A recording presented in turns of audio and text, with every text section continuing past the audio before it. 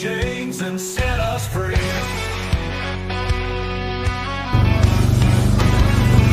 Riders on the prairie, wild and free, bows and arrows, Colt 45's decree. No more tyranny, no more lies, under open skies we rise. Fight, fight, fight, till we reclaim the night, cowboys and Indians in the blazing light. Fight, fight, fight, till the dawn is near, we'll never live in fear. On the blood moon, we all unite. Horses thunder in the night. No longer slaves to the empire's might. Strength in numbers, strength in rise.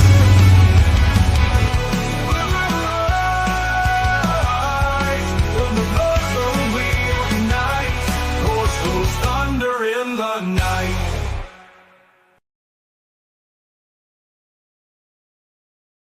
Thank you, Not Sure X, for saying that was a badass intro. We worked hard on it. But welcome you guys to another episode of the Cowboys and Indians podcast. This is a bonus episode, just chilling on Friday night. How you doing today, Steve? Man, I'm good. I had a hell of a week, bro. I'm so glad this week is over. I'm telling you, it's like, it was hell week. It was bad. That's why I'm drinking high quality H2O right now. High quality H2O. Yeah, my H2O is also very high quality. Nice. So, man, I like this. I like the laid backness of this one. We'll talk about some stuff, but it won't be so like structured. You know what I mean? Yeah, man. I mean, there's quite a bit of news that actually came out that I don't know if we want to talk about it. I was really fired up on Wednesday, and I still kind of am about what's going on in Washington State and how frustrating it is. Yeah.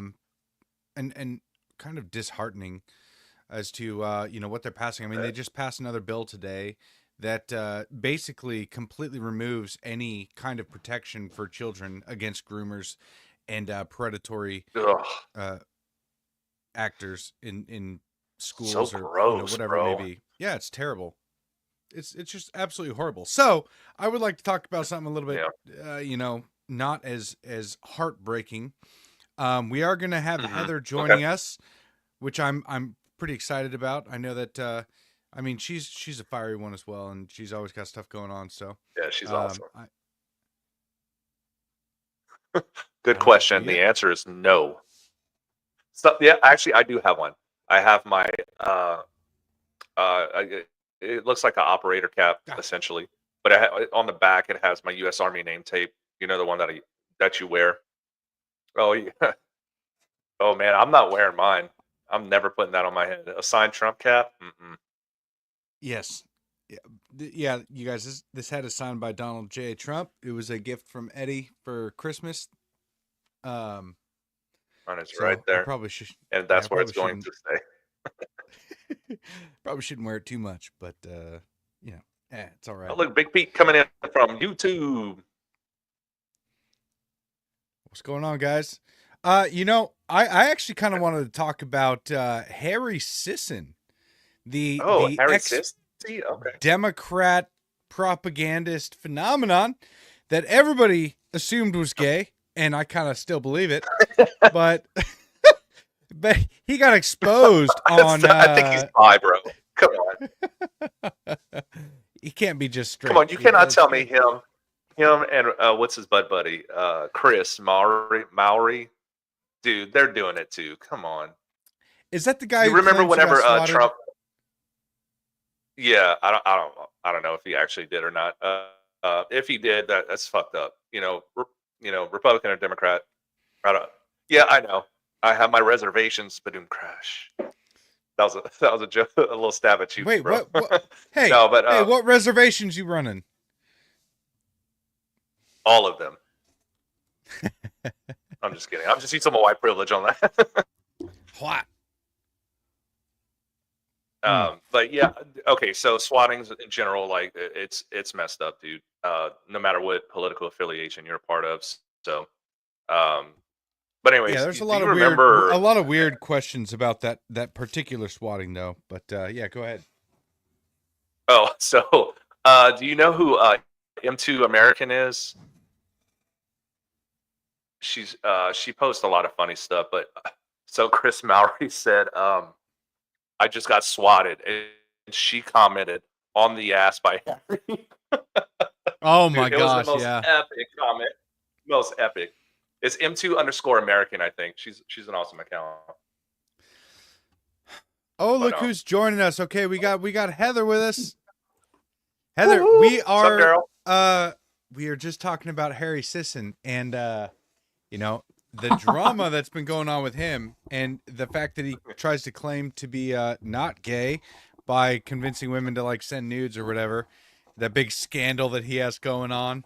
But have you heard Multiple anything about scandal. actually, you know what? Oh, Heather, I've been following it very closely. Very closely. Okay, I haven't. So you guys are gonna learn me tonight because I've kind of seen some snippets. Like he was like texting multiple girls saying he's exclusive with all of them, and then today, older millennial dropped that video. He was hanging around or maybe being groomed by a pedo. I don't know exactly all the details behind that because I haven't really been on X too much today. Would you like me to educate a little bit from what I found? yes, but Yes, learn me. before you do, let everybody know who you are and where to find you. I am Heather. You can find me on X, Instagram, and TikTok at Liberty Valkyrie. I am a veteran. I'm a mama, and I'm unapologetically patriotic American first. Nice. Perfect.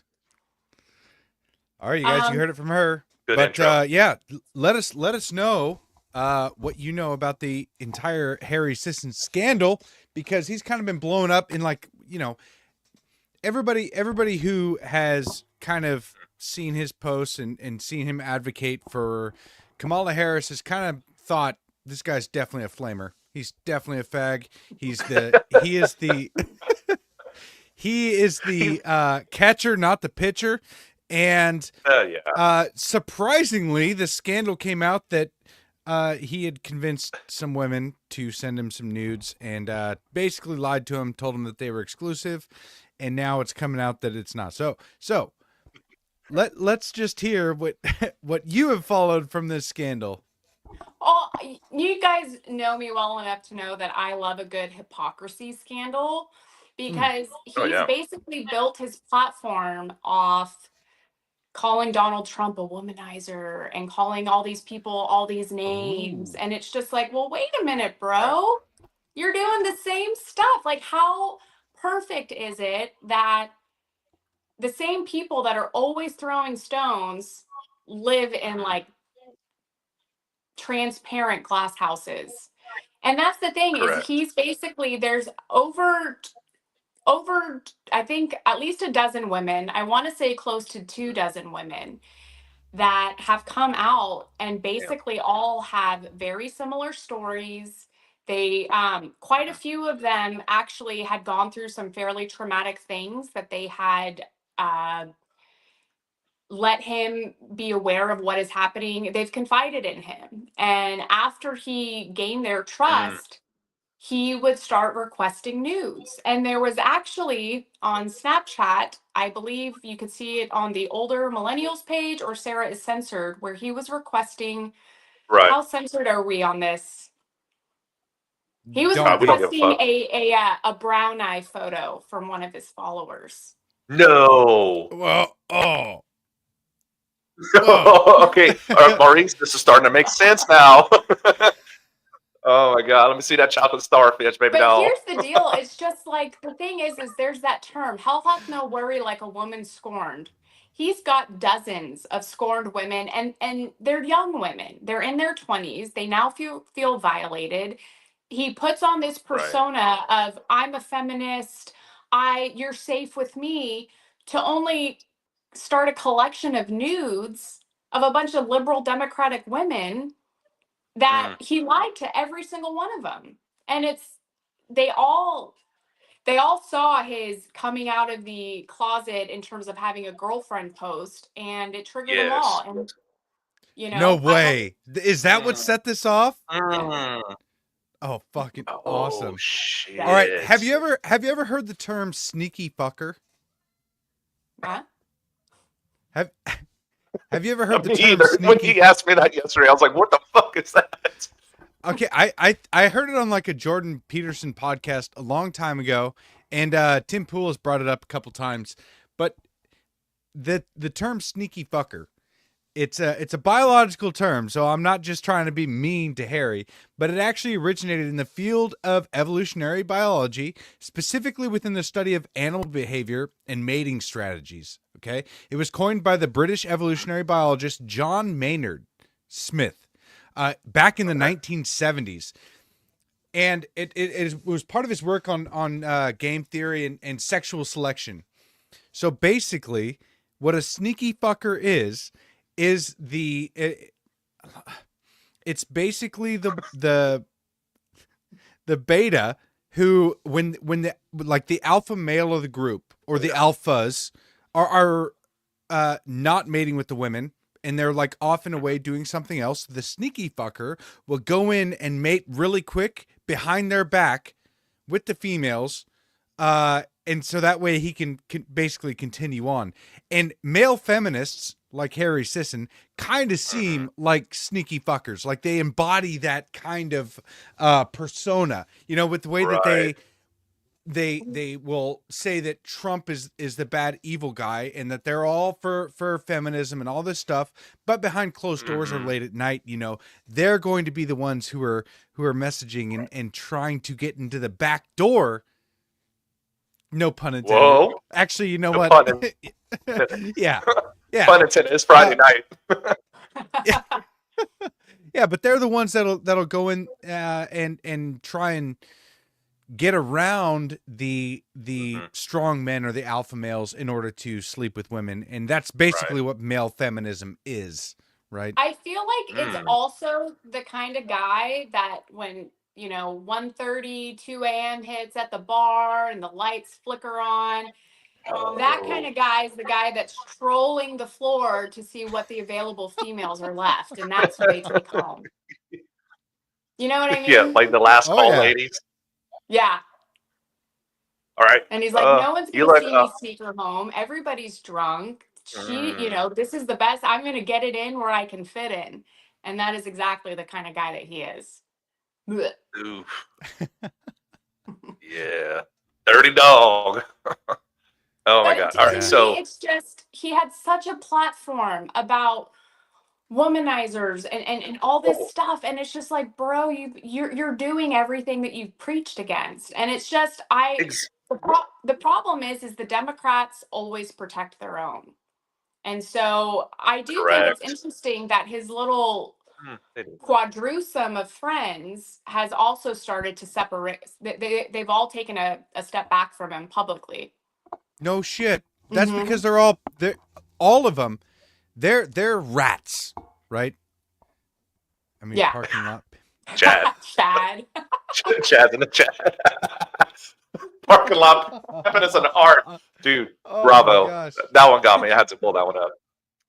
But yeah, that's a common theme of these Democrats. They are all hypocrites. And Harry, he's obviously paid and been proven that he's been paid by the DNC. Before the election, and then he just jumped ship and he just kicked Joe Biden's old ass off to the curb when Kamala, came across, and then that all they do is project, and they are everything they say they aren't, or they post about. So comments. It doesn't surprise me. Oh yeah, hypocrisy is blue collar. Brett here says Harry definitely pees sitting down, and you know what? I wouldn't doubt it. I love Brett. He's okay. Hey, he's an all right guy. He was a military dependent, by the way, just so you know. He was my own personal dependopotamus. Don't think I didn't let him forget it. Oh, I screenshotted that when I forced him to change his bio. But anyway, sorry. I heard about that. But the other thing, too, that's interesting is Harry was also involved. I can't remember the name of the agency, but it was an agency that he actually said he was like a chairman of or something along those lines. And it turns out the guy that owned the agency is being investigated or has been charged for grooming children. And even Right. after That's what that broke out. came out, Hey.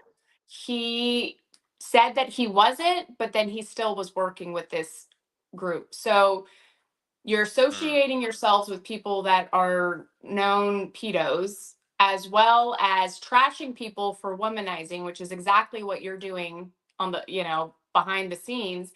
And Right. now there's also a rumor that he's threatening to sue all of these girls. And if you put yourself in a position of, where Harry's at with the financial gains that he has and the following that he has, the Right. audacity that he has to say that he's a feminist, but he's now threatening dozens of girls in their 20s. I'm going to call them girls to an extent. I understand they're adults but in Right. a female's brain at that age, when you have opened up yourself emotionally to be vulnerable the way that these girls have, to then find out that they're a notch on the belt, that's Harry is the type of man that dude guy. I don't even really want to call him a man. It's hard to say that. He's the type He's of not. You could drop No, the he's F not a bomb if you man. want. he's Faggot. the type of chromosome that gives women issues when they're older. All of these girls are now going to have issues because of this dude that's going to play into future relationships. Should they have sent a nude to a dude? Absolutely not. But they did. They felt comfortable. He broke down their walls, and I hope he gets Women, please just don't trust a male feminist ever. If you as a man declare that you are a feminist, you can't be trusted by women. I mean, that's it. Like, That's a great way to end the show. I'm just kidding. And good night, you guys. Don't trust male feminists. Bye, Period. End of story. So the older millennial made a video about kind of this scandal that's been going on recently, but he said basically that Harry Sisson either needs to get out in front of this because the guy that he associated with is it either makes Harry a victim, which I would actually understand, and I would kind of understand why he's why he is the way he is, and he can't think for himself and actually make his own decisions. If he was abused, that would actually make more sense. Why he has so blatantly compromised his own integrity time and time again with the way that he advocates for Kamala Harris and the Democrats in general. But let's go ahead and listen to what the older millennial had to say about this topic. Hey, y'all, I'm going to need your help making sure Harry Sisson gets this video. And bro, please know this video has nothing to do with politics. This isn't Democrats and Republicans or liberals and conservatives. This is both a plea to you as well as a warning. You need to get out in front of this. And no, Harry, I'm not talking about the Snapchats with girls. Like, Harry, you have to understand, we have the receipts, and we're getting hundreds more of them every single day. Bro, we have the Discord messages, we have recordings of the voice calls, we have the text messages, we have the reports to the FBI, we have the reports to the local police, we have the fake cease and desist letters, we have the voice and the video conversations with the 14-year-old. We have the honeypots, we have the bank transfers, we have the ownership records, and we have hundreds of young men, boys that are giving us their stories. This is not something that's going to go away. Oh my God. Like, dude, this is serious. See, because, dude, once we break this, you are either going to be looked at as another one of Camille's victims, or you're going to be part of what he did. So that's the guy. His name is Camille, and he was running this stuff behind the scenes, and Harry associated with him quite a bit. So when Harry Sisson's stuff all came out, he deleted all of his social media. His entire online presence disappeared at that point in time. But it's already too late. Really? Because as the older millennial is saying, they've got receipts. So this guy is hopefully going to be going to prison for a very long time, with the way that he was kind of entrapping minors. And Harry is intertwined with this so deeply that he is either going to have to out himself as a victim or as a perpetrator. And right, he's at a crossroads. Yeah, yes, yeah. that's And so crazy. that's what Do he's we know the explaining actual for association? context. Do we know the association yet, or no? Has that been revealed? Yeah, he worked with him like closely. He Oh, definitely did he worked work with for him. him? Yes. Mm-hmm. Yeah, Okay, worked for him. gotcha. I So believe that there's even a post where he said he was like CEO or chairman. He had a pretty high ranking Okay. position within his company. yes, Mhm. Those So are there's no way he legitimately didn't the know. only two options here. So you can either get out in front of this and be a part of taking this asshole down, or you can go down with him. Because, bro, I've seen the receipts. I've seen hundreds of records of horrible shit, blatant evidence, as well as firsthand accounts with video of horrible shit. And like I said, dude, you're either another one of his victims or you're part of it. You need to make up your mind, dude. What's it gonna be? Hey, y'all, I'm gonna need your damn. help making. So yeah, it seems like it's only a matter of time before this really comes to a head, and it looks like since all this stuff came out, Harry Sisson hasn't really said much. He basically was just like, let's get back to bashing Trump and supporting democracy. He made one post about that, trying to. Oh, Yeah, it's I thought the main Catturd post on posted his that he hasn't page. posted in 2 days. Oh, okay, never mind. Like it could have been 2 days ago when he did post that. Yeah, But, I thought I saw Catturd saying something that Harry Sisson's been pretty quiet, hasn't posted in 2 days or something like that. He's So been posting on his other socials. okay, I only follow X. No, he's because TikTok is really where I think he's got over 1 million followers over on TikTok. I think it's like right. 1.2, might even be 1.8. It's either 1.2 or 1.8. But he has a very large following over there, and he's still posting. I think he's avoiding X perhaps a little bit because if you post on various social medias, you'll realize that X is the most conservative friendly to an extent. Yeah. And you go in the other ones, and that's kind of where the left side of the swamp hangs out. Oh, Heather, I'm discovering that posting on TikTok. Like I get like at least 8 anti-bullying protection notifications a day. I just laugh. I think those are so funny. I'm like, you guys are trying to Oh my protect god. me from bullies? All right. Yeah, right. And Dang, dude. Instagram too, man. Yeah, I decided to do an Instagram account when Zuck the Cuck kind of said that he was back into the free speech thing, and I wanted to give it. And I will say, Instagram is much better than it was. Not as good as X, better than TikTok. Mhm. And but man, the trolls come out over there. Yeah, it's kind of everywhere. But anyways, yeah. So yeah, Chad. He claimed being swatted today. I don't know. I mean, I haven't seen any follow up or any evidence, but I haven't really Now searched for it.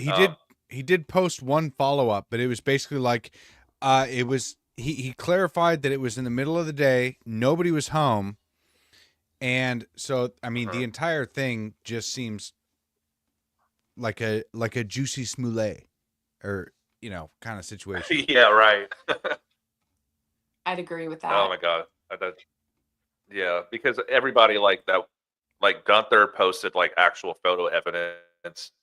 We brought Mike Engelman on, Sean Farash, all those guys. They explained their story, and like you could not make up a story like that because it was so detailed.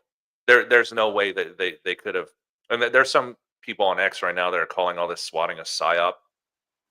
Oh my god, pisses me off Well, beyond Chad belief. is one of them, and Chad also posted, Yeah.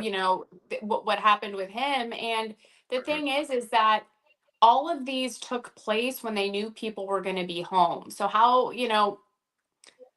I never want to say somebody's crying victim necessarily over such a horrific allegation, but what person that wants to swat somebody is going to do it in the middle of the day during a work week? Yeah, so he Fair posted point. this was his clarification. He said essentially someone contacted the Atlanta Police Department falsely claiming that I had stabbed my girlfriend and I was waiting for the police to arrive. This information was then forwarded to the appropriate police department, which responded by coming to my house. Thank God no one was home, and he didn't even like why okay, he didn't even capitalize God. That's a small irritation of mine. But he said, thank God no one was home at the time. The officers found an unlocked back door and entered. What's he saying there? Is that code? Is that I just code to feel Harry's? like he was waiting for An Harry to unlocked come back door. over. Oh, good. Yeah, Harry dude. got an Okay, invite. okay. I'm gonna debunk this because there's no way Chris has a girlfriend. There's no way. Come on. Yeah. And this is the last update that he gave. I don't And know. this was yesterday. Yeah, the But he 20th. said, Yeah. everyone is safe. I truly appreciate the support regardless of disagreements. Incidents like this are never acceptable. I also want to express my gratitude to the officers. I truly appreciate what they do. So he kind of sounds like he's following a script, but at this being the last update that he gave, it just like, I don't understand. What? I don't fully understand, but there's a lot of people who are questioning it. Gunther, of course, being classy as hell, he's saying swatting has to Right. stop no matter what side you're on. Because and same thing with Nick's order here. I don't care what party you're from, swatting is evil. Those responsible should burn in hell.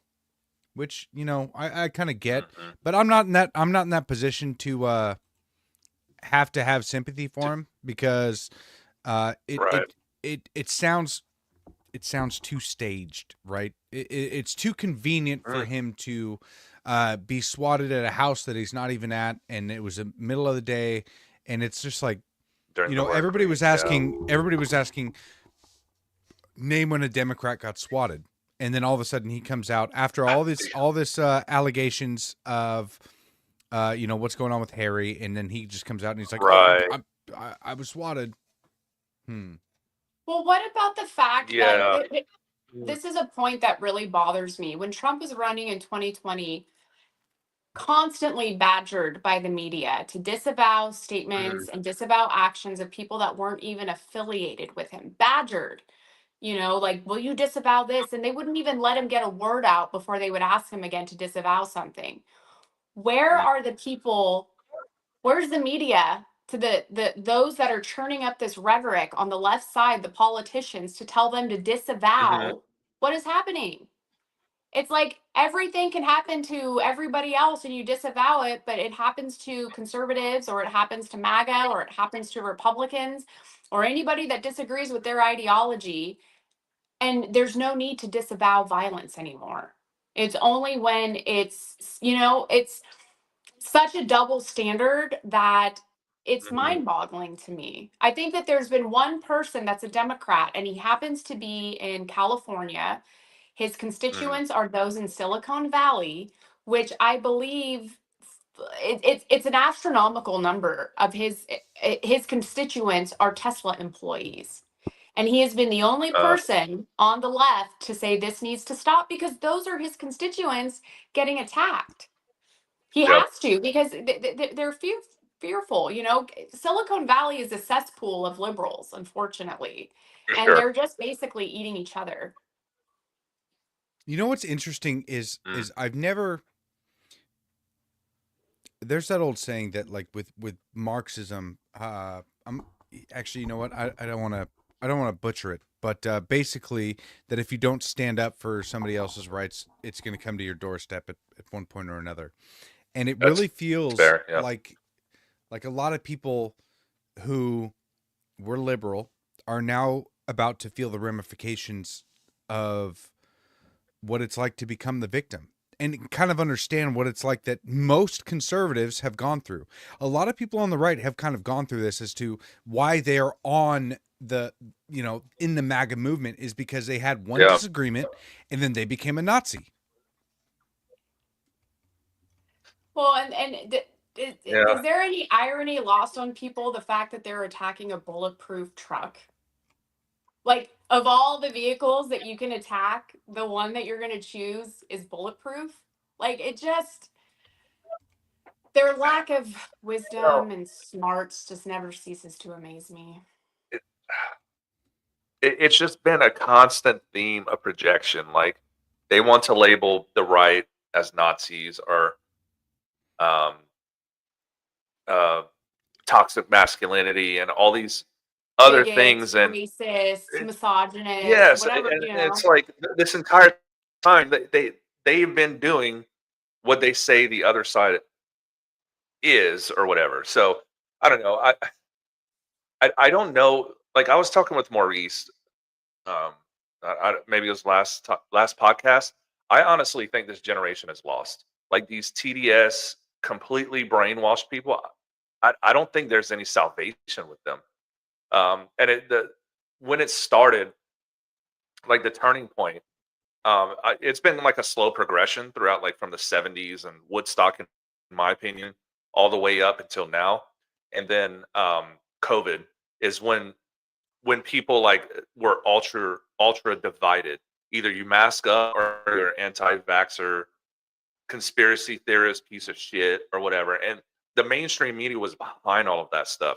So now, like, we're we're kind of boomeranging around, but I don't think those people are going to be able to be changed, in my opinion. Even if like they drop the Epstein list and like 99% of Congress gets arrested. I'm being a conspiracy theorist right now, right? But it could be right in their face and they're still not going to agree and like have that click moment or the great awakening or whatever you want to call it. Yeah, I don't think it's going to happen with them. So when me and Maurice preach, we have to do what we can on the grassroots level and then branch out, because our future is what's the most important right now. We're in this battle right now, but we have to be working into the future, because if we don't work right now and start working or start building our children or whoever, or Gen Z or whoever you want to call it, there is no future, because they are so brainwashed that the stranglehold is not going to stop. The communism is not going to stop. So it's up to us, people like us here right now, to push that yeah. message forward for our future. Absolutely. It's about training, not training, that's a horrible word, but it's instilling in your kids, horrible in the context I want to use it for. Instilling in your kids Brainwash your to be kids. patient. Like every single time that we pass the American flag when we're driving, I immediately point it out to my son and say, look, there's Old Glory. And when he was younger, it was this pretty thing. And now that he's getting older, he just turned 5, he's asking questions. Well, what does it mean? And this and that. And he's going to be raised to have the utmost appreciation for what that flag stands for. And then when he's old enough Right. to understand what both of his parents did for that flag, we both served and, we were both in the Air Force, different times, but patriotism is in my son's blood, and we're making it that way because that's the Right. cornerstone of our future, is to instill into our children the sacrifices that go into that beautiful flag that we see flying. Just to Absolutely. answer Shai's question here, it is Liberty Valkyrie, is her @handle on X, and she posts a lot of good videos. Try to repost her all the time because she makes a lot of great points and is a fiery one. A true patriot, and I'm glad you came on tonight. Yeah. we still got a ways to go, but I'm not trying to kick you out or anything. But yeah, it's Liberty Valkyrie. I kind of wanted to show a disparity here. Yeah, it'll probably pop up. Just type in Liberty Valkyrie, and she's one of the only ones. But I did want to show a disparity here between this was in 2022, back when it was the moral and righteous thing to do to own a Tesla. And this is how far that they've come, because all the late night comics have been basically giving a nudge, nudge, wink, wink to all of the destruction and domestic terrorism. That I think she hit the wrong button, but they've been giving a wink, wink, nudge, nudge to exactly what has been transpiring over the past couple of weeks. And so I wanted to show the disparity here. Since the invasion, oil prices have skyrocketed. Today, again, this is 2022, back when it was righteous and moral to own a Tesla. Today, the average gas price in America hit an all-time record high of over $4 per gallon. Okay, that stings, but a clean conscience is worth $1 or $2. I'm willing to pay. It's important. It's important. I'm willing to pay $4 a gallon. Hell, I'll pay $15 a gallon because I drive a Tesla. Since the invasion. That was it. He's willing to pay, and this was the elitist bullshit that I despise these people for, because he came out and was like, oh, I'm willing to pay $15 a gallon. This is when everybody was struggling, when the inflation was just starting to skyrocket. Gas skyrocketed as well, and Biden was supporting the whole Ukraine war, and everybody was hoorah Ukraine, trying to get behind it. And he comes out and says, I'm willing to pay $15 because I drive a Tesla. I hate people like that. Do you remember the cute little name they came up with it? The Putin price hike? That's what they called it. My Remember? God, That was the moniker for it. It was the Putin price hike. It's Putin's fault. It's like, no, dipshits, it's your fault. Sorry. Oh, my God. Oh, why did you have to bring up old shit, Heather? Hey, blame that on Maurice. The frustrating part about this is how quickly you can go from trying to be a moral, righteous person. And you know what? I guarantee that back in 2022, if somebody went out and bought a Tesla because of this, because they wanted to be, they wanted to have a good conscience, they wanted to be okay with it, and do the right thing. They're now the target. They're the ones who are getting targeted because they're now seen as the enemy, because they support Elon Musk. Oh, can I make a comment? Yeah. About nope. Not allowed to talk. Women aren't allowed to talk in here. No more. It's past 30 minutes. We're done. I was expecting a sandwich to be made, and it's not done yet. So I'm toasting. No, go ahead. Oh, shit. No, but sneaky fucker. Yeah, right. The Tim Waltz going on stage saying that he has Tesla set on his little ticker, so that if he's having a bad day, he can check it. And when it's dropping, that makes him feel good. What politician roots for an American business to fail? And furthermore, if you're rooting for an American business to fail, clearly that means employment numbers are only campaign fodder, and you truly don't give a shit about the American worker. This is an American-based company that employs over 100,000 Americans. And you are sitting there laughing when the stock dips? What politician does that? Whoa. Democrats? It's the new radical left. I know. Yeah. It's because he's associated with Trump. And that narrative has been built, oh my God, like a decade now, right? Close to a decade. So anything associated with Trump, it could be the cure for cancer. And they're going to be like, oh, we wanted to die anyway. We have the right to have cancer. You know what I mean? Yeah. Oh my God. Me too. So but we're like pro-cancer. So, oh my God.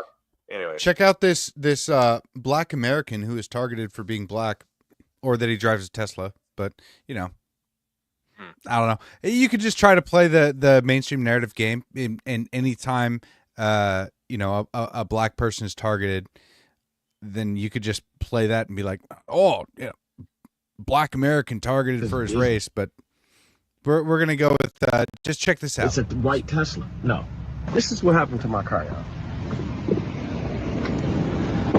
Look at this. Look at this.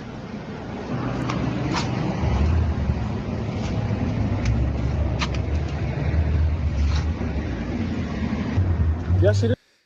Wow. His Tesla was vandalized, and you can see I said by summertime they'll be ripping Tesla owners out of their cars. And just 2 days ago here in Washington State, check this out. This is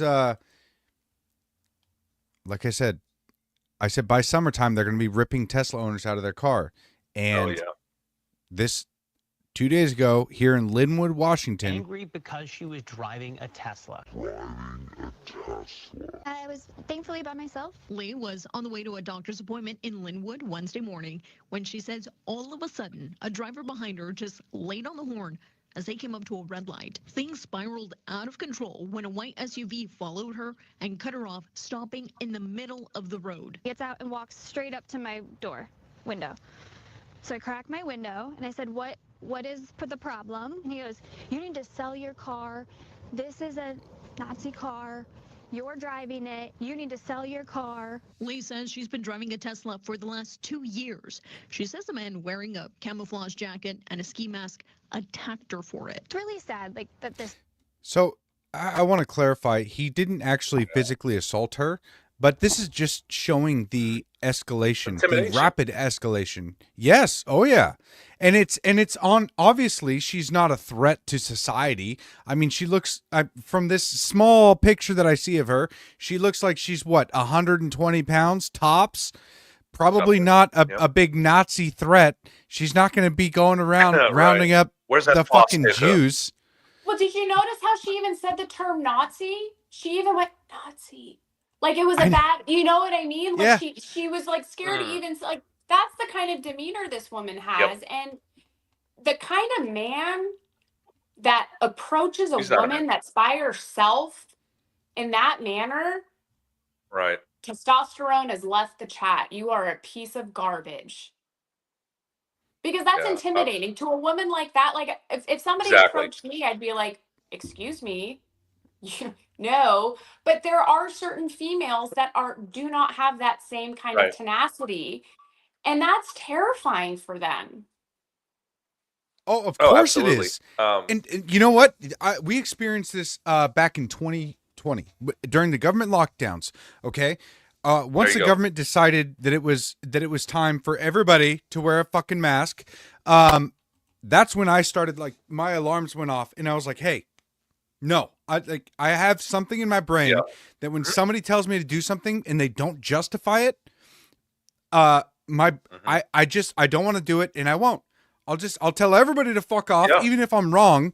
If they just demand that I'm obedient to them, I won't do it. So my wife, I was basically telling her that regardless of the peer pressure that you feel, it is important to not wear a mask. And anytime she went out on her own, she would get harassed, either by a female or a male. It didn't matter. But if she went out by herself, she would get harassed. When I was there with her and neither of us wore masks, we never got talked to. Nobody ever said a fucking word. And it drives me crazy because then I know that the fucking tyrants, the stupid communist, weak, pathetic piece of shit that wanted to rat out their neighbors any chance they could because they suddenly felt some kind of power that they can now control their peers and they can rat them out and they can force them to do something. They target what appears to be vulnerable or the innocent or somebody that they can intimidate. And they felt that power. But when I was there, they never did it. And so it drives me crazy. Still to this day, it drives me crazy because I know that there are a lot of people out there that are waiting for the moment. And this is why communism is so fucking dangerous. And this is why these kinds of people, these pathetic weasels, this is why they are so dangerous. Weak men are the most dangerous people in the entire fucking world because they wait and they wait until they find an opportunity to take advantage of somebody. And this ties into Harry Sisson as well. He is a sneaky fucker. And there are way too many men in our society that are sneaky fuckers, and they won't do it just to mate. They'll do it to enforce their rules and their power and exert their own power. The left believes that there is nothing, that there is no truth but power because they have no foundational beliefs in their outlook on the world. And so they're enforcing it now. And you can see anytime now that Trump's back in office and Elon has become the enemy, they're enforcing it on as many weak or I don't want to say that woman was weak, but she obviously is not, she's not the intimidating type. Right? She doesn't have that. There's just no way for her to be. But this is why conservative men protect their women. This is why conservative men actually stand up for women, because they say that men shouldn't be in women's sport. And like when I'm out with my wife, nobody fucks with her, and they won't, because they can look at me and just be like, well, it's not worth it. No, it's not, because even if I fucking lose, I will fight you until I die. End of story. Bam. But, oh, where's those fire emojis? I'm doing them dude, for you. That's fire, fire, fire. I love it. Yeah, absolutely, dude. And man, I had something in my head and I literally just lost it. But dude, it's crazy. Like during COVID, it's like Bye, Chad. no one wanted to stand their fucking ground. I don't understand like what happened. Like I never wore a mask. I didn't get the vaccine. I don't give a shit. You guys can, oh well, call me anti-vaxxer. I don't care. At least I don't have heart problems right now. But anyway, it's like, right? So now is the time. I think we need to push back. That's why I called out that pussy Tim Walz, because you want to say you can kick Trump supporters' asses. Well, guess what? I just called your ass out. So let's get in the ring, dude. And you know what? He's not gonna probably go against me, but I saw Adam Kinzinger today say how I think isn't he the guy that shot that reporter? On the range, yeah, Slava Ukraini, that traitor piece of shit. But anyway, so that guy, like, I think he's my next target because one, he blocked me a long time ago. I think when I had like 20,000 followers or something like that. So I think because I don't think Tim Walz, obviously, he's not ready for a fight because he backed out of 2 deployments anyway. So yeah, he's a bitch in my opinion. But Adam Kinzinger, I think I'm gonna quote that and I'm gonna call him out, because what we need to do right now is we need to stand our ground, and even further, we need to push back. If you want to cause violence, then guess what, motherfucker? Let's meet in the street. Like it's that point. Like I'm tired of this. I'm tired of them calling us violent and all this when we've been trying to go like with Trump, he was actually trying to go and like bring over RFK, Tulsi, like he's trying to reach across the aisle, but what they're doing is they're just burning Teslas, they're rioting, they're fucking protesting. Like men need to be men. We need to stand up and not allow this shit to happen, because this is the time. I'm sorry that these next 4 years we have to push back against these people. Dude, I still blame feminism on men, and I still believe full-heartedly that okay. And I'll give you guys a quick little synopsis of this, because I had a first marriage that failed. Okay, I married my high school sweetheart after we had a kid out of wedlock, and I wanted to do like, oh, Jesus. Okay, how do I sum this up really quick? Okay, when I was 14 years old, I had cancer, and it was a really aggressive kind of cancer, and I decided at that point in time that I wanted to be a father, and that's what I wanted to do in life. And so I had a high school sweetheart. We had a kid out of wedlock. We got married. I wanted to do the right thing. I wanted to be a father and a husband. I wanted to do everything that I'm doing right now. Well, in that I didn't know that I didn't lead her. Okay. I let her basically do whatever the fuck she wanted to. And I never spoke up and said, no, we're going to do this, because this is for the betterment of the family. I basically fell into the trap of happy wife, happy life. And so I kind of just folded in every way I could. And that led to the collapse of my marriage. 8 months after we got married. We didn't even last a year. Like it was impossible, because I didn't stand up for myself and I didn't lead the family like I needed to. Well, in society, I will say, just on your behalf, society doesn't allow men to do that, because you need to let your woman, you know what I mean? Like, yeah, what you yeah, did no, was you're exactly right. Men to do toxic feminism. Yeah, it's the okay. There's been propaganda for decades about this.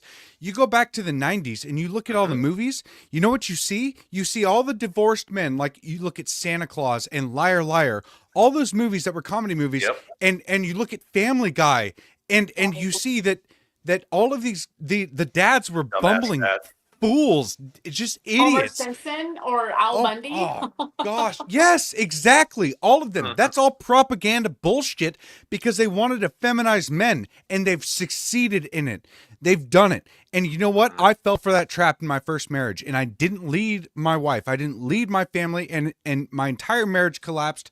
And I remember, so when she walked out, okay, so when we finally decided to split and she left, I remember feeling relief because I had been holding so much back in my heart, and just like I basically I reevaluated everything in my life, and I was like, you know what? The next relationship that I have, I'm gonna dive in head first, and I will give it everything that I have, and for two, I will not hold back on what I want and what I believe, because I know that like I want to experience a 50th anniversary. And in order to do that, I have to exert my will. I have to be the leader of my spouse. And so with my current wife, I was very upfront. I said I want a stay-at-home wife, and I'm going to do everything in my power to serve you. But I'm going to be the decision maker, right? I will be the one to guide the family to success, and I will take all responsibility for any kind of failure. But I will be the one that will lead us to success. And she took on the role. Like when I met my wife, she didn't know how to cook. She had no idea how to like she made 2 meals and that was it. But she took on that role, and she actually feels more comfortable falling into the role of a wife and a mother under the head of the household, the head of the spouse, or head of the household, which is me. She feels more comfortable in that role than trying to like battle me and contend with me in that same kind of role. And if society has determined that men shouldn't be leading, it is the fault of men failing to exert their authority, their God-given authority, and it's in a particular way to lead women. So feminism is men's fault because they're choosing women who have and to a certain extent, I don't blame a lot of women for sleeping around when they're younger, because that is the impulsive, that's like the natural thing to do that society has deemed okay. But in all reality, men need to start being more picky with who they choose as women, and holding them to that standard, and not allowing this promiscuous nature, like not promoting this promiscuous nature to continue. Like the desirable women are going to be virgins or women with a very, very low body count from now on. That should be the way it is. All these OnlyFans models, all the Instagram models, like that shit, y'all are going to die alone with a whole bunch of cats. And that needs to be like, it's so unfortunate, but that just has to be, in order for our society to succeed, we have to have monogamous relationships. We have to have the family structure, the nuclear family, God, family, country. Yes, that has to be it. That's the only way. And this is every goddamn podcast that we talk about. It always comes back to this, because it's the only way that we can save our society is by men taking the role of the head of the household and the head of their spouse. That's the most important part. You as a man have to lead your family. That means that you have to be competent. That means that you have to be capable. That means you have to be willing to sacrifice. You cannot sit around and play video games all day. You cannot sit around and just let your life collapse around you. You have to take the lead. You have to take the initiative. Sometimes you got to work 80 hours a week for years. And you know what? It'll be fucking worth it in the end when you have multiple kids and a loyal wife. Not just a hot wife or anything like that. A loyal wife. That's the most important part. You have to have a woman that is willing to follow you, but you have to be worthy of following. That's the crazy thing about the way that they've been demonizing and making these fathers just fools for years. I'm sick of it. I'm sick of seeing it. I hate looking into these TV shows and these movies and just seeing these bumbling, fumbling, retarded men. I don't like that. Stop being that way. Start being a leader.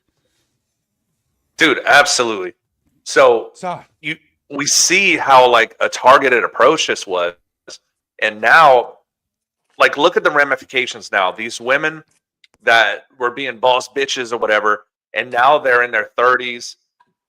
Dude, slept around with so many people. No good man wants them. I'm sorry. They're just dumpster trash. Like no good God-fearing man is going to want a woman like that. And then I I hope think there's maybe we discussed this in one of our early podcasts that whenever men, women, and children, they kind of stray away from their purpose. So a man protector, woman nurturer, children fucking up all the time, but you teach them, right? But if you, like, as a man, if you're not masculine enough and you kind of stray away from your masculinity, then you're not going to be fulfilled as a man. Same thing with a woman. If you're not nurturing enough, if you're not taking care of the children under the protection of a man, you may be going around behind his back. And children, they won't be raised the correct way. So there's a natural order of things. And that's why your wife is so comfortable with you, because you're the protector and she understands, like, you're there to protect the household. And she relies on you, which is good. But also, it's an equal partnership, because masculinity or being head of the household doesn't mean you're the fucking king. It just means you're there to protect the household in equal partnership in that marriage. Yeah, you serve each other. I mean, I agree. So correct. Go ahead, Heather. Well, what I was gonna say is I feel like I, to an extent, was fed a lie, because I fell into that trap that both of you guys are talking about. I grew up very different. I grew up in the foster care system, so I didn't have a family necessarily to fall back on, right? So I've been working since I was 14, and for me, I wanted financial stability.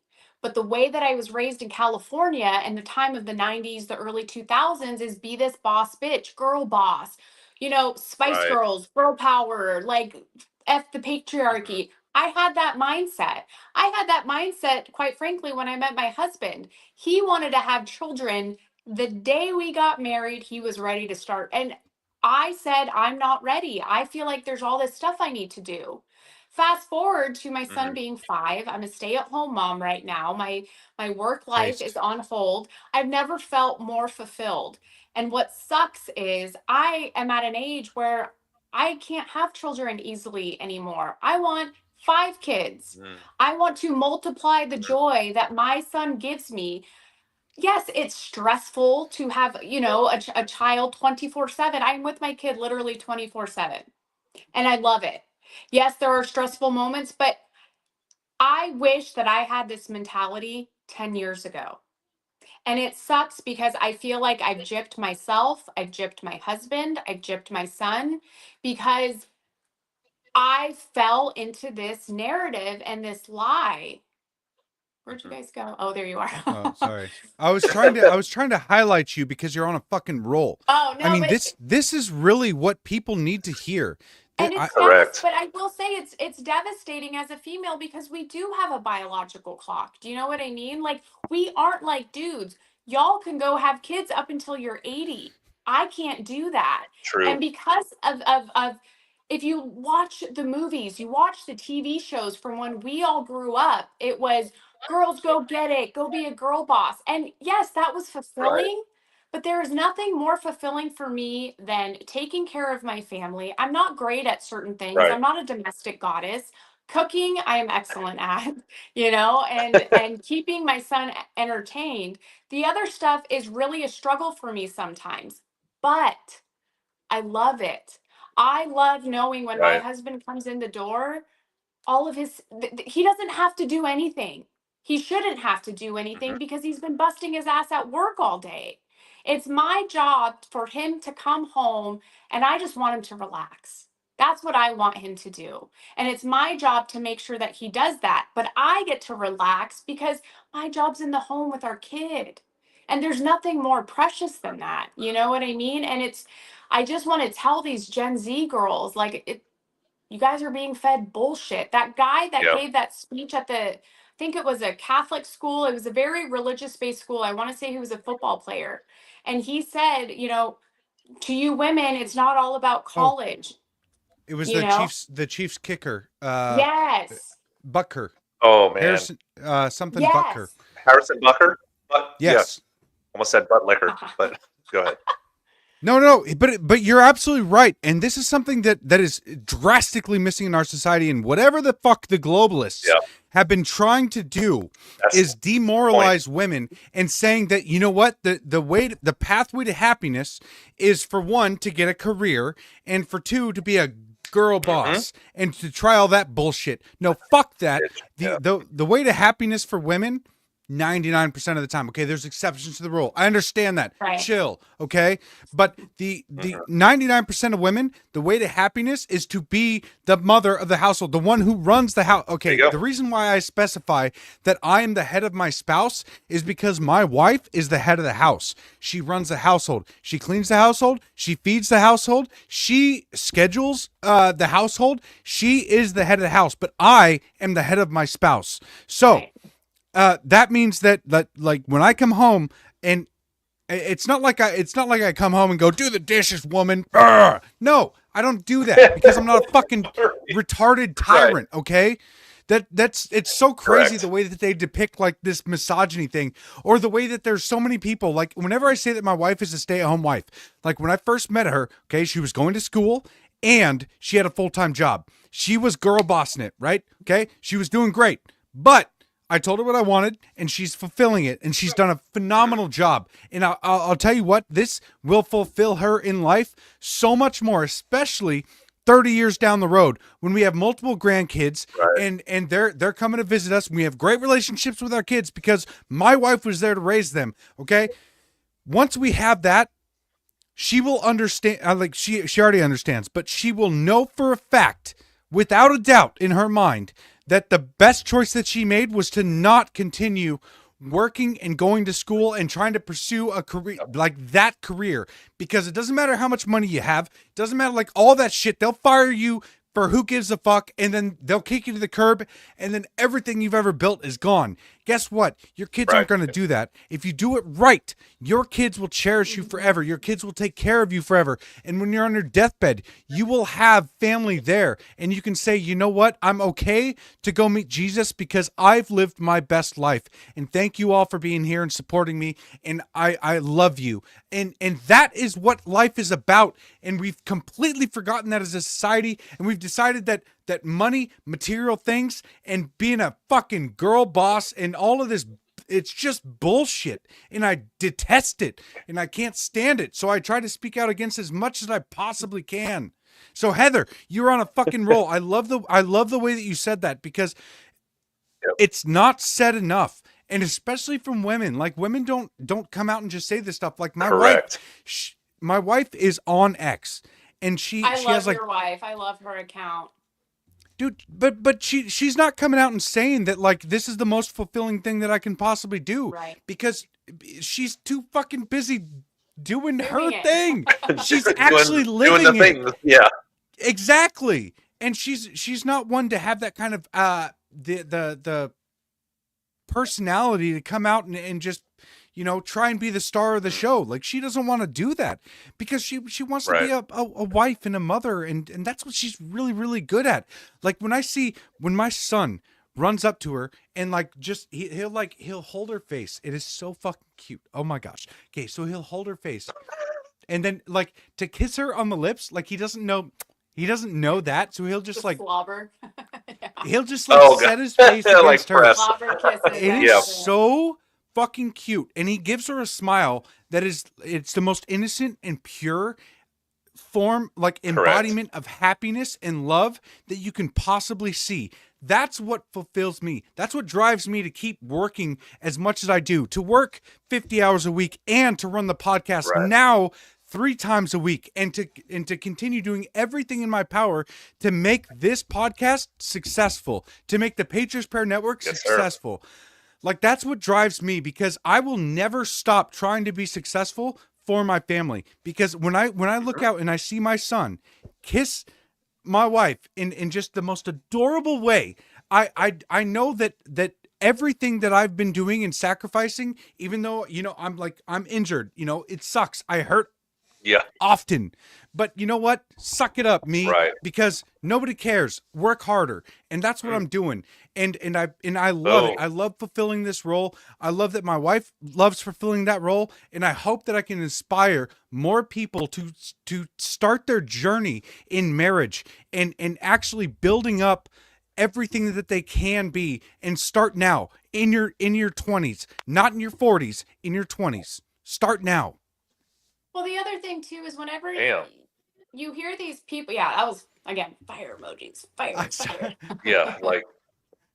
But when you ask, there are these people that will do interviews with those that are at the end of their life, you know, whether it be in nursing homes or hospice, and they'll say, "What's your biggest Mhm. regret?" Or what it is never.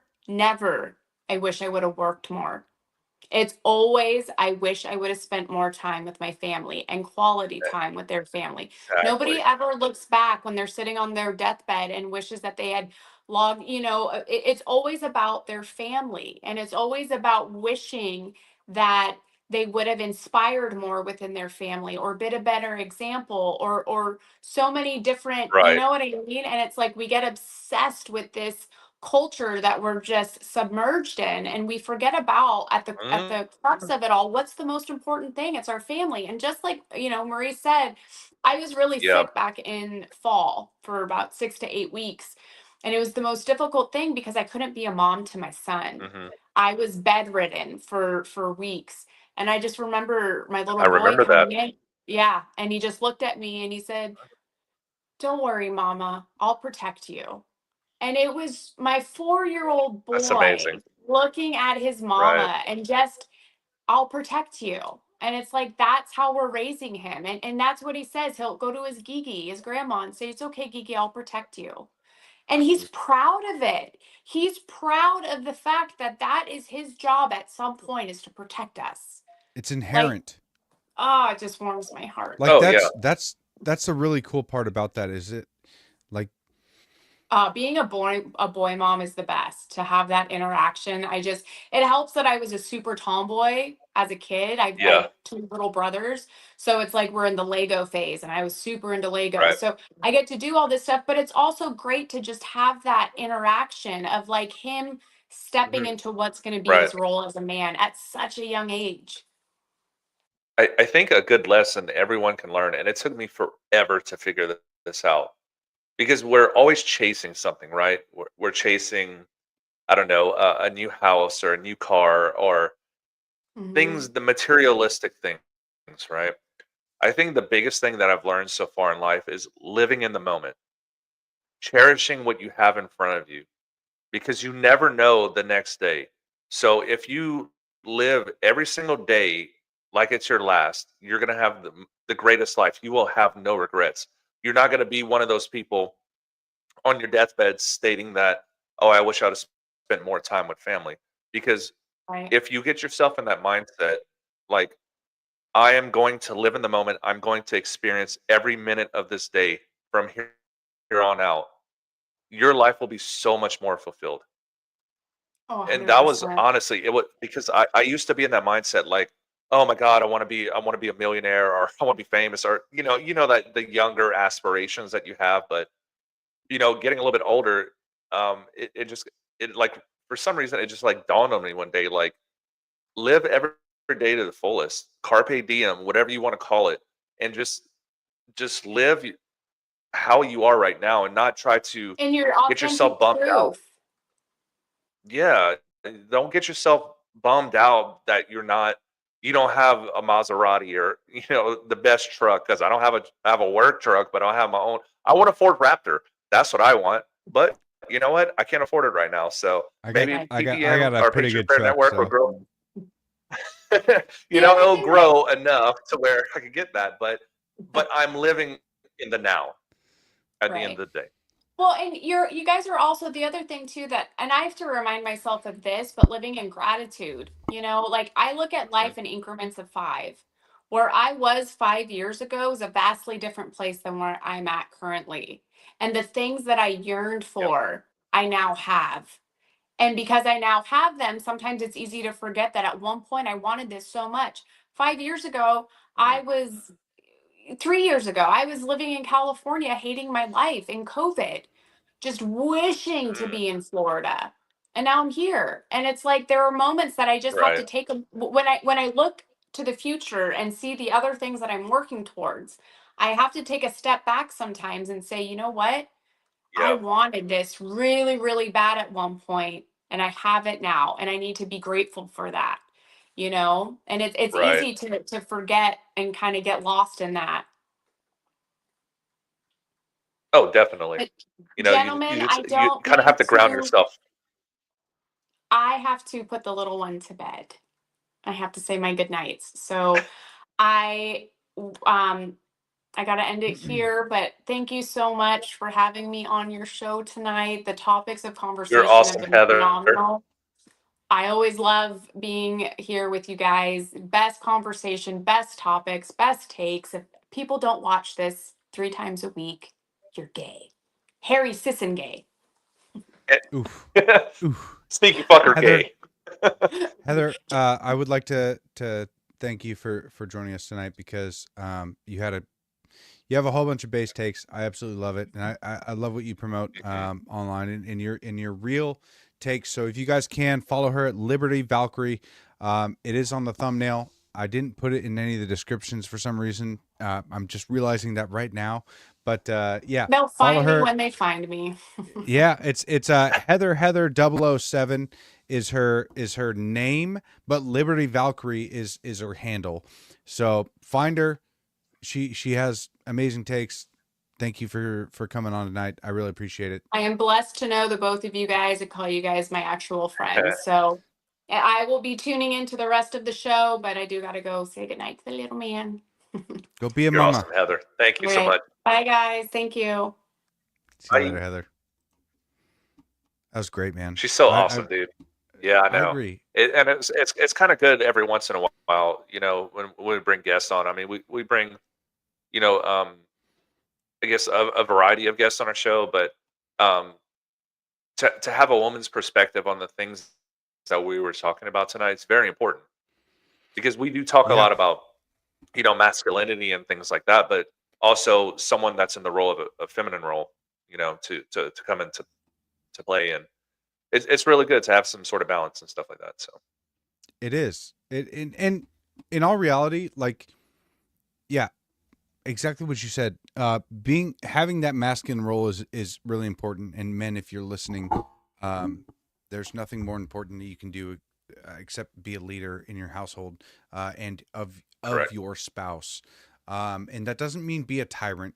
That doesn't mean that you need to overrule every single decision at all times. Hmm. But it Right. means don't compromise your values to make your wife happy, because happiness is always fleeting, and that happiness that you give at the time, having a mindset of short-term happiness over long-term success or fulfillment is the exact opposite way to run a marriage. You have to be able to stand up and have the conflict when it needs to be had, and you have to be able to Yep. assert yourself, and as long as you have the betterment of the family as a goal, I mean, you will succeed. So it is so Absolutely, bro. important, and restoring the nuclear family is my number one priority, even though Paramount, dude. there's so much shit going on in Washington State that I know, bro. I'm slowly losing my mind, because I mean, just today, just I think it might be a little bit more than slowly, because oh my god, think, bro. yeah, So I can't even like sympathize or empathize because like I live here in Texas, right? And the bullshit that they're pulling in Washington right now is just, man. I don't know how you take it. Man. I don't know, because I've never been put in that situation, so I can't really say what I would do. Does that make sense? I But you're like living it every single day. So yeah. So check this out, you guys. They just passed this today. So House Bill 1296 passes after a long debate sparking controversy over parental rights. And one of the things that really bugs me is that parents are like, "Oh, we're We're going to lose our rights. But it's a losing argument because it's not like people don't understand what that actually means. And if I were to explain this to you guys, this bill that was just passed means that it's drafted in a way that is legal protection for groomers and abusers. That's what it is. It's not just loss of parental rights.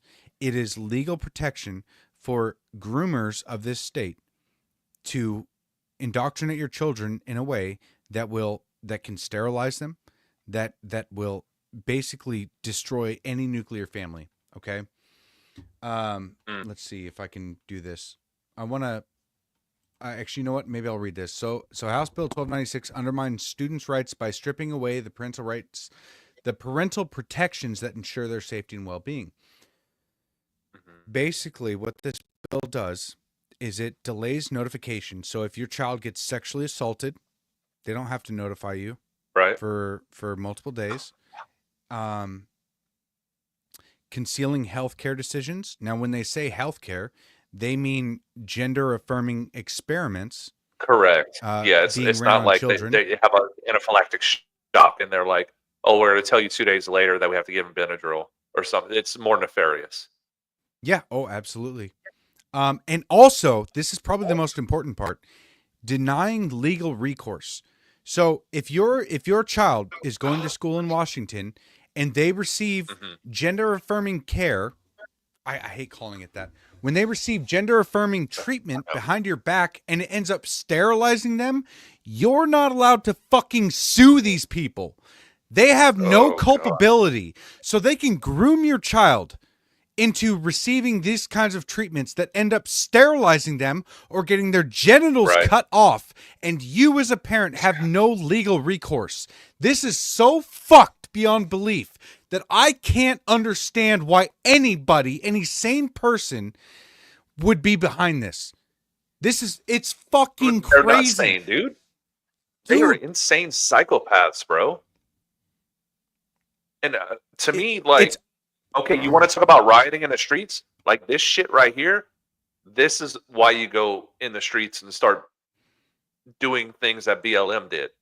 Because how can parents want this or allow this? This is insane, dude, man. God damn. So I understand your frustration. This scenario is completely legal. Check this out. Okay. So I posted this earlier, and what really frustrates me is I'm going through that period on X where everything is fucking like shadow banned, basically. So I have 8,000 fucking views on this shit and only 14 comments. Basically, nobody fucking saw this, and it drives me crazy because this is so vitally important, and I can't get it out to my fucking followers because X just decides randomly every other week that okay, now all of your views are going to be down. So anyway, this scenario, I get it, bro. This scenario is going to be completely legal once this bill passes. Consider the scenario of malicious manipulation Democrats are legalizing. A staff member, this means any public teacher can do this, okay? Staff member with harmful intentions identifies a vulnerable student and begins planting seeds of doubt about their gender identity. Okay? This is obviously happening. They're intentionally doing this behind parents' backs. Okay? Oh, absolutely. Over months, this escalates into encouragement to socially transition or seek medical interventions. And they've already made a bill where medical facilities are now integrated with high schools. Okay? So they don't even have to fucking leave in order to receive opposite sex hormones. They can literally be groomed in one room, go to the next room, and get fucking testosterone if they're a girl. Or they'll get estrogen if they're a boy. I don't get it. But anyway, over months this escalates, blah, blah, all kept secret from the parents due to the bill's privacy provisions. Okay, so no state employee is required to inform the parents what kind of treatment they're receiving, how long they've been receiving it or anything like, or that even that they go by a different name. All of this shit is now fucking legal, which is just mind blowing to me, because if there's a history of depression or if there's something wrong, they will feed these kids opposite sex hormones without the parents' knowledge. So the only people that statistically will look out for their child's well-being are the parents. That's it. Otherwise, there's ulterior motives. I mean, 99% of the time, right? There are bad parents, of course, but so dude, it's set up for these children to fail, bro, because like they are being indoctrinated from what, like kindergarten, right? Whenever we went through that whole yes, what was it, like the training plan or whatever, the teaching training plan or whatever, from kindergarten all the way up until they're teenagers, and they're the most vulnerable and confused when they're teenagers. And then guess what? You don't have to talk to your parents about this. You can go straight to the school that's embedded with the hospital system to change who the fuck you are for the rest of your life. Dude, how is... Think about this, you guys. Understand that if you start taking opposite sex hormones or puberty blockers at 11 years old, okay, and let's say that you take it for a couple of years, and so you get to like 17 years old. So from 11 to 17, you take these puberty blockers or opposite sex hormones. Let's say you're a boy, okay? You are then, if you take puberty blockers, you are then stunted in growth. You are shorter than you were supposed to be, and your genitals will never develop. So you will have a micro penis at 17 years old, and then that will stick with you for the rest of your fucking life. That is crazy. What the fuck are these people doing? And why do they say that it's reversible? It is not. You never get that time back. Puberty. I wasn't allowed to drink caffeine when I was a child because it was going to stunt my growth. It could make my bones a little bit more brittle. Right. And I wasn't allowed to do that because my parents cared about me. They fucking loved me. You know what? Correct. Like, but that's the intention behind all of this. They're trying to get the parents out of the picture. They're trying to get the parents out of the picture. And now, allegedly, they could legally do it. Can this be brought up to like Supreme Court? Not Washington Supreme Court, because we know they're bought and paid for as well, but the national or federal. Dude, I don't know. And I don't even know if I want to have the fucking patience for that, because it is so blatant. Like, I don't need to have a biology degree to understand that if you cancel out puberty while you're growing, you don't get that time back. I don't give a shit what Big Pharma says. I don't give a shit what all the scientists say. No, you never get that time back. Trust the science, it is not completely reversible. Yeah. Fuck every single one of them. All these butchers need to be put in prison or hung publicly after they are proven beyond a reasonable doubt that they committed these crimes. Bring back public hangings, put these people on trial, and punish them to the fullest extent of the law, because they are butchering children. That is our entire future. I can't stand this. Exactly. I don't get it. Exactly. Dude, absolutely. And so we're seeing this common premise right now with these criminals that are running rampant at like the federal level, right? Until someone gets the full extent of the law or capital punishment because of this shit, we are not going to see change, dude. And we have got to push. We have to push the people that are supposed to represent us to do this shit, because it's never going to change. And we've talked about this time and time again.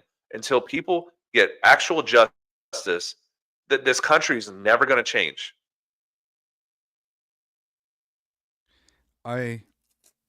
Unfortunately, that's the truth. And I don't know how to fix it. You know, I am a peaceful person by nature. I don't like conflict, but I've learned that if I avoid conflict, it just makes it worse. And it sure seems like I would never advocate for random acts of domestic terrorism, like what the left is doing right now with Tesla. pointless. Correct. Yes. It is targeting and attacking innocent people. I would much rather advocate for making people understand that children are being butchered. Their genitals are getting mutilated. They're becoming sterilized, all because of adults. Like, that is the kind of shit that I want to advocate for, because it is not only logical, but it is moral, and it will help protect so many more children. And this is the problem that the left lacks, since they don't have a moral foundation, and it is literally just the narrative of the day is what they fully believe in, and they're willing to commit acts of violence behind it. It's like it's almost like fire, right? Fire's chaotic, and once it catches, it'll burn everything. That's kind of how I feel the left is, and I have a sense of righteous duty to stand up and protect these children, and I don't know how to exert that righteous anger without, like, I don't want to cause fire. I don't want to cause innocents to burn, right? But at the same time, I know that some people need to. No, yeah, for sure. And actually, I just got a message from one of my followers that actually may be some good use. It comes from the Constitutionalist at We Will Be Free 24. She says, get a medical power of attorney for each of your children, even if they're young adults. Give it to the school. They cannot initiate any care unless emergent without your consent. So I don't know the legal ability behind that, but she's a trusted source. So thank you, Wendy. Okay, power of attorney. So I guess that makes sense. It's I mean, that, but it's unfortunate that we have to do what? shit like this in the first place. Send me that message, because this may be really, really important to get out to as many Washingtonian parents as I possibly can. Because right now, with them passing these laws like crazy, parents are going to be left in the dark. And if there's anything that can help them, we need that. And we should flood every school system with this shit. And we should make it overwhelming to the point where it would be more of a problem to try and exploit those laws and groom a child than it would be to not. So, like, the thing that I'm concerned about with these laws is how easily exploitable they are, and how there's no protections for the children apart from the rhetoric that they say, like, oh, this is to help the fucking trans kids with how they feel in case they have an abusive household. Not the fact that okay, TikTok and many other platforms are socially trying to make it beneficial for kids to transition, and then Washington is making it easier for any adult who believes in this to fucking groom the child, to sterilize them. I can't get past this. Okay. Children are getting sterilized by this. Why are we allowing this? Correct, dude. I 100% agree. It's just fucking adults not grabbing their ball sack or their fucking cervix and like saying no. This has been the common theme, that these people, they just don't have the intestinal fortitude to tell them to fuck off. So, dude, oh my God. I'm just going to say, like, oh man, I don't even know where I was going with this, but it just needs to end, dude. Honestly, I don't remember my thought process. I had something really fucking good and I can't remember shit. Oh, wait, Sorry. I got it. Okay, so the common theme behind this, no, we're good. So vaccines, right? No culpability from these people that are like the big pharma. Oh, they can't be sued 20 or 30 years from now. Same thing in Washington State. There's no culpability behind this. Yes. Like, we can transition your child, but guess what? You can't sue us in the future. The only reason they're saying that is because they know this is fucked. They know this is going to harm people. So they're playing it. They're playing their hand forward to everybody. This should be a red flag to everybody. Anytime any government entity says we cannot be held responsible, don't do it. Yeah. And in all reality, like, honestly, what this is going to do is make some fucking John Wick parent who has their kid, who unfortunately their kid gets groomed, sterilized, mutilated, whatever it may be, and it will cause a lone wolf actor, which in my mind, in many ways it would be justified to break like that. It's 100% justifiable. When you identify with a villain because it's like, well, I could see why that would break a man. It's like, if me as a father, if my child was sterilized and mutilated, if their genitals were mutilated behind my back, and then I found out, I might break. I don't think that I would be able to handle that mentally, and I think that I would want to hold people responsible. And with the state already saying that you can't sue, so you have no legal recourse, I wouldn't personally see any other way possible. So it's just one of those things that they're creating a situation where they will have they will radicalize a parent to perform some inhumane acts in order to I guess take care of their children, or some sort of vigilante justice, maybe. Yeah, exactly. And so that's it's that's kind of like what is the movie John Q? Maybe I think it was who's that actor? I can't think of his name. But he essentially he held a hospital hostage for a heart transplant. Do you remember that movie? Say again. John Q, I think, where he held a hospital hostage until his son got a heart transplant. Hang on, I'm gonna look it up. Oh, okay, yeah. Denzel Washington. Thank you, Gizmo. Man, I couldn't think of his name for some reason. I believe it was the movie John Q. But you're something like that is going to happen if this doesn't end, because there's going to be that one parent that's like, because your children are your future, and if your child's future is gone, what is the purpose behind it? No, it's like you killed the grandkids before they ever even had a chance to be born. Dude, that's devastating when you really think about it. They're taking out generations of people, which is like, I mean, that's the same thing with abortion, but fuck.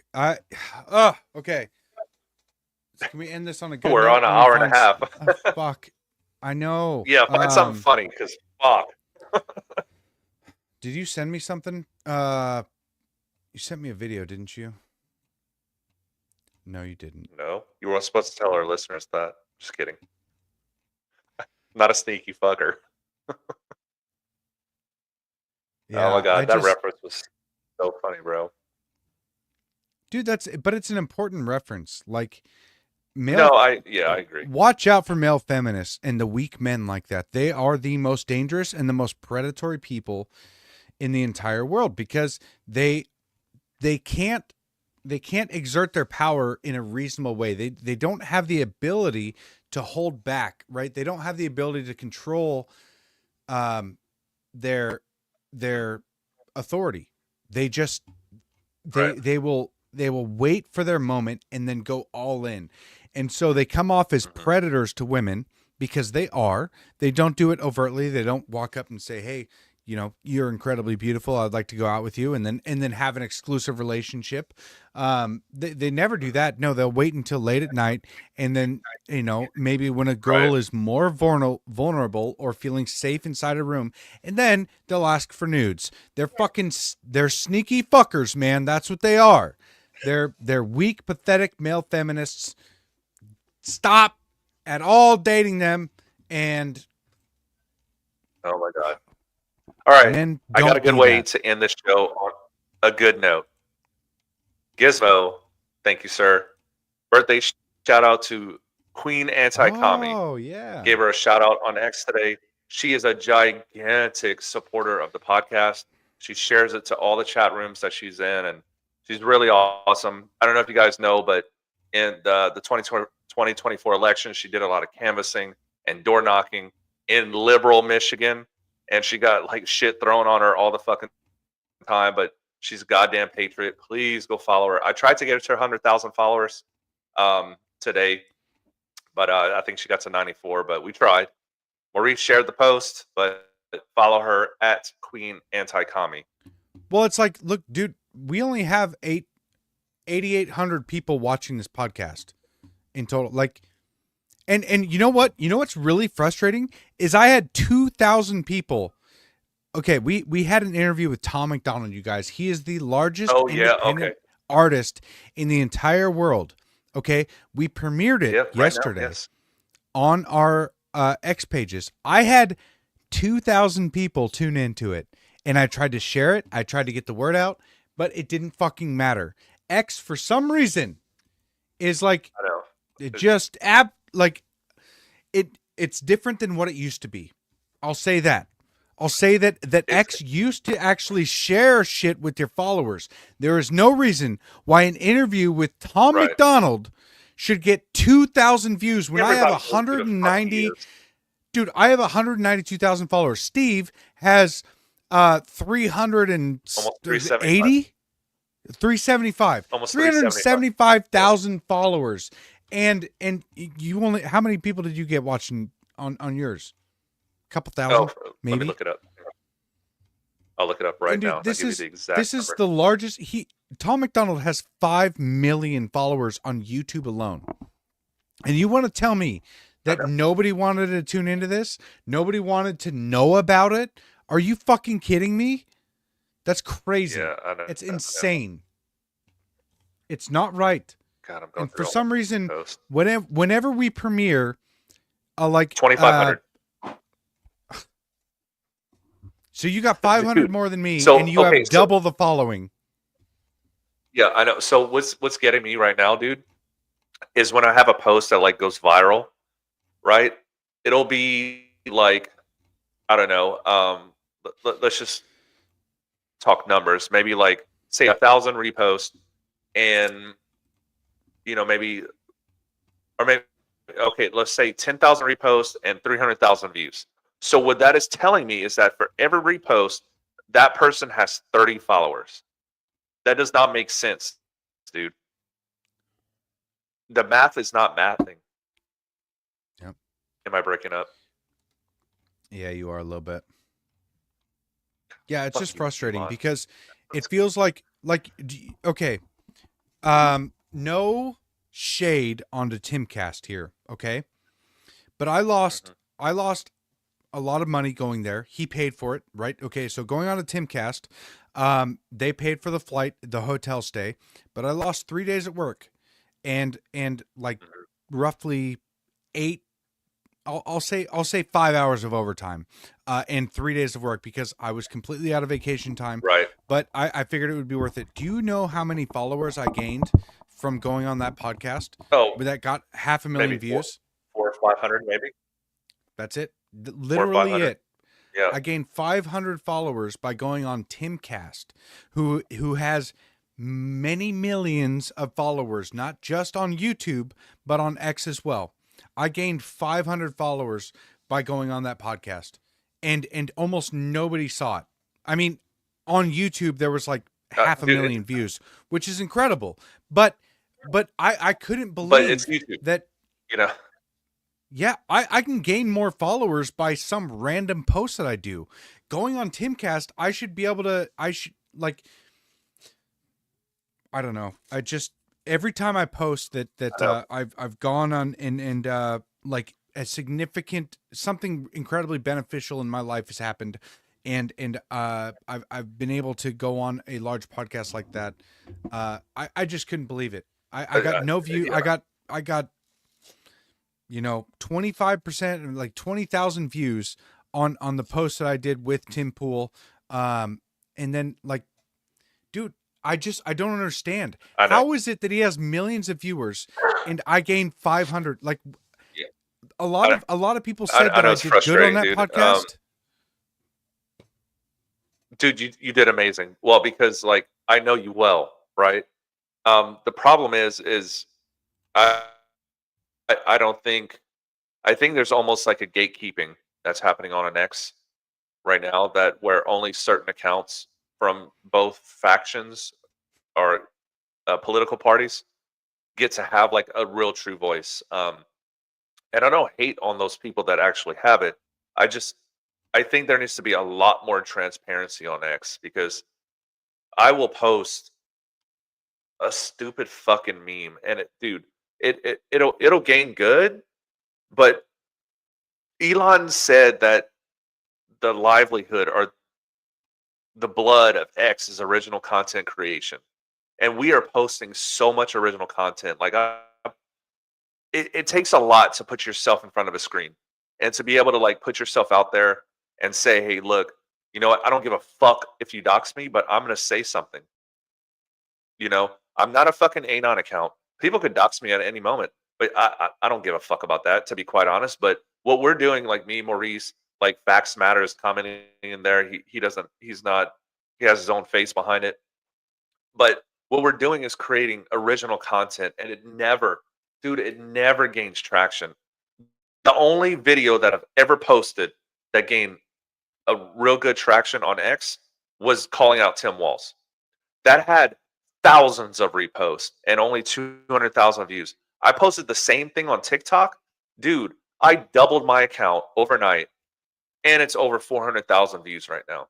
So, I mean, dude, it's defeating. Like, fucking tell us, how do we beat the algo? But it changes all the time, so there's no way to figure it out.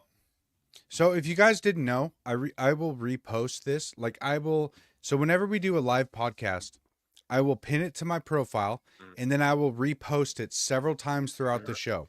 Okay, to bring it back to the top of the algorithm. Okay, so I just had this guy here, Marcus. Wait, hold on. Oh my gosh. Yeah, when you guys see me looking down, I'm actually bumping the live podcast. Yep. So this guy here, go ahead and follow him. It's founding_belief. He's incredibly based. Been following. I interact with him every single day. He always comments on my stuff, but he has my notifications on. And so he noticed, he said, mutes this conversation after seeing a repost for the 7th time in 45 minutes. So 7 times I reposted it 6 times in total. So there was the original post, and then I've reposted it 6 times to bring it back up in the algorithm. And I have a grand total of 6,300 impressions, and 3,400 views, which is crazy to me because I have 192,000 followers. There's still an insane amount of followers that have no idea that I run a podcast or that I helped create a podcast network. There's that many people, and we do this at minimum 2 times a week, sometimes 3 times a week, and they have no idea. Dude, exactly. So like that's why I give that shout out to Queen Antakami, because she shares it out to so many chat rooms, like even to people like Rothmus, that are Rothmus. Elon Musk subs to him, and like people, like it brings up different viewers, and they say, "Oh my God, Cowboys and Indians, that's so fucking cool," or "This is such a great podcast." But dude, people like Alex Jones, they are Jack Posobiec, they will like go live, and like their views are almost like half or more of their followers right away. But we never, dude, how many times have we broken 10,000? A handful. We've never broken 20,000 views. Never. And we had, that was the day, I think the biggest view count we had here on X was whenever we brought the people that were getting swatted, like Sean Farash and Mike Engelman. I think that was our biggest show. And mind you, between both of us, we have over 500,000 followers. And I would say that a majority of people don't even know that we have a podcast. I get it almost every time I try to promote the podcast. They're like, wait, you have a podcast? Yep. We do. I don't get it. It's yeah. I don't know. It's frustrating. I don't know. I don't want to. Okay. Sorry for complaining. I don't want to to complain too much because because there are people out there that are still fighting. That aren't fortunate enough as us to have the Truthful Troll say, "Where's the podcast there?" Oh my God, he's commenting. I love that guy. But anyways, it's frustrating, and it's frustrating not only to us being larger accounts or moderate accounts, but also the people that like support us all the time. So don't take this as like a I don't know how to put it. Like we appreciate all you guys that are here, that are active listeners, that are there all the time. It's just I think we're airing the same grievances that everybody is, and I think we have a larger enough, I guess, audience to be able to lift up everybody that supports us along the way. Yeah, and in all reality, I would just like to be able to speak to my followers sometimes, without having to pay $1,000, on to boost to promote. Yeah, because I mean, there's been so many times where Elon has said that original content is king. That's what's going to be promoted, and from what I've seen, it's not true. From what I've seen, the stuff that gets promoted is well, yeah. I just don't know how to break through it. Now I'm not exactly sure why. There's like I'm not sure why an interview with Tom McDonald would get less than 2,000 views. I don't understand that. Yeah. It's Tom fucking McDonald. Yeah, I don't know. He has 5 million, just about 5 million subscribers on YouTube itself. It's one of the biggest. Excuse me. It is the biggest interview we've ever done, and the premiere on X. At like a reasonable time, 3 p.m. Pacific Standard Time, 5 p.m. Central, 6 p.m. Eastern Time is when it premiered on our channel, and I pinned it immediately. Out of 192 or 193,000 followers, however many I fucking have, I don't even know. I have 192,300 followers, and less than 2,000 people saw it. That seems crazy to me. But yeah, whatever. It's frustrating, man. But it is what it is. We'll keep doing what we do, and we'll just drive forward. Yeah, that's all we can do. I had somebody message me recently, and they basically asked, like, how did you acquire such a following? And I just the main point of it was that you just can't stop. Like, consistency is key, and this is why we're actually starting to do this 3 times a week now instead of 2. Because it's tough to break through this algorithm. It's really, really tough. So we have to dedicate more time, and this it's not like there's just 5 minutes before the podcast is when we go live. Like Steve and I are talking about a lot of this stuff throughout the day, trying to plan this. So we have our jobs, and we're fucking making it work. I mean, we're doing everything in our power to try to break through this. If you guys like this podcast or support us in any way, shape, or form, just share the podcast. That would, we would greatly appreciate it. Follow our Rumble channel, you guys, and there's a lot more good shows on the Rumble channel too. The 2 Guys 1 Coop, they should be big. Like they run such a good show that I can't wait until they actually make it, because I fully believe that their show is going to just blow up. Like, once people really see it and they start taking these guys seriously, like, it's gonna it will blow up. And it's just like trying to convince people to take us seriously, or to take them seriously, or take a chance. First of all, to understand that, like, that there's people out here that have been grinding and doing this shit, and we're not just doing it for money. Okay, we're actually trying to make a cultural difference, and I'm sure that you guys felt it earlier with the passion that we have towards these issues going on in our country. It has to change, and it can't just be these like Daily Wire types or the Fox News types that are the ones spreading the message. They're not actually helping at all. They're not. Yep. Oh, I know. It's controlled opposition in a lot of ways, or they're just completely disconnected from the culture. So it's so frustrating to me. But we got to pay our dues. So that's what we're trying to do here.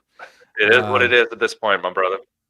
Yeah. I think it's about a good time to wrap this show up, bro. It is. It's almost 8:00. Holy shit. It's almost 10:00 for you. But thank you guys. 9:52. Thank you guys for tuning in. I hope you guys liked Heather. Don't forget about her. Follow her at Liberty Valkyrie on X. And she has a TikTok too. Follow Steve at Steve Loves Ammo, and me at La Native Patriot. I really appreciate you guys tuning in. And if you can, please share the podcast. That's the best way to support. If not, you can subscribe to either one of our channels. That will also help behind the scenes and directly and financially help support our movement. So God bless you guys. God bless America. We will see you on Monday, 6 p.m. Pacific Standard Time. Take care.